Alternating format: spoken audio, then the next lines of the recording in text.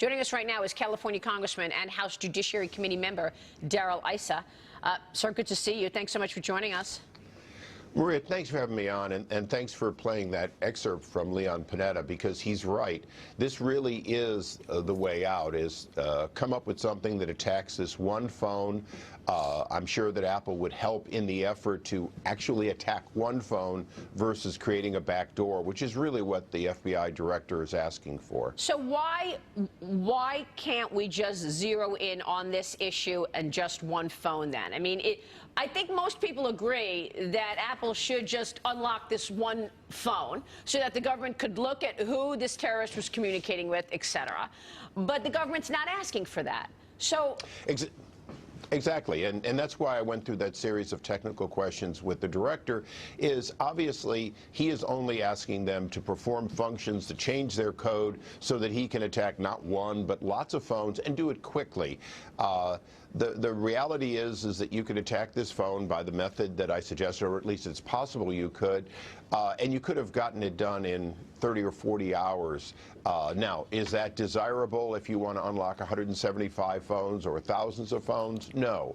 But when it comes to months ago, having gotten the information that was there to be gotten, if the director had been looking in those terms, as former CIA and Secretary Panetta says, that kind of cooperation was certainly possible.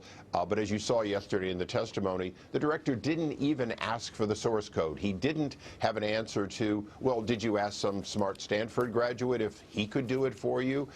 The answer was what they wanted is what they wanted, which is they want a backdoor, not just from Apple, but from all the companies here in America. Wow. So they're using the Apple situation as a way to have much broader reach. Absolutely. What they want is they want the ability to have courts order companies to essentially bypass their own systems and to do it in a way that is quick and easy, which is exactly what we want to protect the American people from. You know, I showed this yesterday. It's only comical because it's a brand new patent on a self-destructing safe. Even today, there's still a demand for people to have their documents destroyed rather than captured inside an old-fashioned locking safe. It's not something that's obsolete. And by the way, this isn't something that's new, that people want their privacy maintained. And in the past, certainly nobody would have said, well, you've got to make a safe that tells your customers one thing, but actually does something different. But Congressman, you are not anti-law enforcement. And the Fourth Amendment makes the way for reasonable search and seizures. And with a valid warrant and a valid court order, even Apple is calling on lawmakers to address this. Going down the road where Apple and all other cell phone makers are making phones that will be inaccessible by law enforcement and by the phone makers themselves. So there has to be some sort of legal path to execute valid search warrants, and they want you guys to do something about it. Well, you know, Dagan, you're mostly right. I couldn't agree with you more that I'm for law enforcement, and even Apple wants a solution, just as Secretary Panetta said. But let's remember, not everything that you think belongs to the government. Everything that's on that phone pretty well passed through the air at some point. And as you saw just a few months ago, your government wants to capture everything that passes through the air and store it forever. That's not what our founding fathers believed. That was essentially that the Fourth Amendment means only if you can hide it, destroy it, and the government can't find it. And so just as the courts have ruled that you can't surveil in advance all of America so that when you need it, you just go to a locker. You also cannot assume that everyone's personal belongings are there for you to rummage through. Do we want to make sure that this phone can be unlocked if there may be some evidence there? Sure. But as you saw yesterday, the FBI director hasn't gone through the process of one phone unlock. He's tried to order, and in one case succeeded in getting an initial order that would undo the work people are depending on with the iPhone 8 and 9 series. Yeah, that's really well said, Congressman. Thank you for that. Let me ask you this. Can you explain to us the mistake that was made?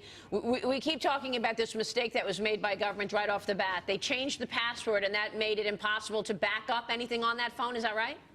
Well, exactly. If your iPhone if you hook it up to a Wi-Fi, you know, obviously they could go to the house and find the Wi-Fi that they had. You hook it up to either an open Wi-Fi or to the one that the attacker had. You lock it, leave it powered up.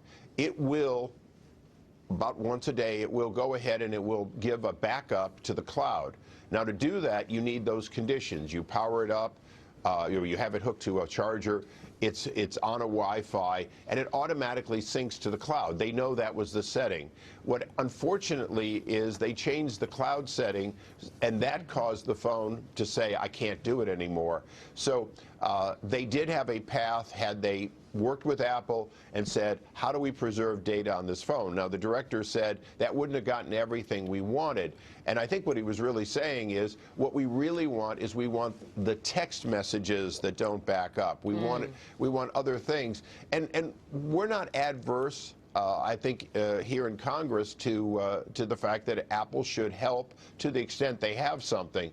But Maria and Dagan, starting down a road of telling people that they have to execute the process of thinking up and coming up with solutions for the government when the government hasn't even looked to other contractors. And that was one of the questions for the director is, did you go to your own labs and other contractors? Is it Apple's the only one that could dream up a solution for a one-time harvest of this information? These are all the questions that we've been asking for the last couple of weeks. By the way, how much of this is about internationals? I mean, did you see the story yesterday how in Brazil they threw a Facebook executive in jail because Brazilian lawmakers wanted Facebook to give them data of people that they were investigating? How much about this is, you know, Apple's also worried that China is going to say, look, give us all the data because you've got people's data through these phones? Well, you're 100% right. At least one country in the world will follow us and demand that essentially, and they may not have our Fourth Amendment, demand that they have an open system that they can look at all of their citizens or us if we enter the country. Exactly. And at least one country of the world probably will say, you know, maybe one that would give Snowden a place to live, would say, you know what, we'll give you software that nobody can crack so that if you want to do bad, use our software, and both will occur. I think one of the things, and Brazil is a good example, we have a number of countries who very much want to make sure that all their data is localized. Yeah. And this case is one of many in which we could end up with 204 countries all demanding that our companies host locally for them, and that's an economic impact to the United States in addition to, at that point, the data's out of our reach. Yeah, exactly. Congressman, good to have you on the program. Thanks so much for those questions yesterday. Thanks, Maria. We'll My see pleasure. you soon. Congressman Darrell Issa. We'll be right back. With 150 MLPs in the market, the sweet spot is energy infrastructure. Companies that operate toll road business models and can offer stability and income. So if you're looking for investment that can satisfy your craving, why not get what you really want? The Alarian MLP ETF.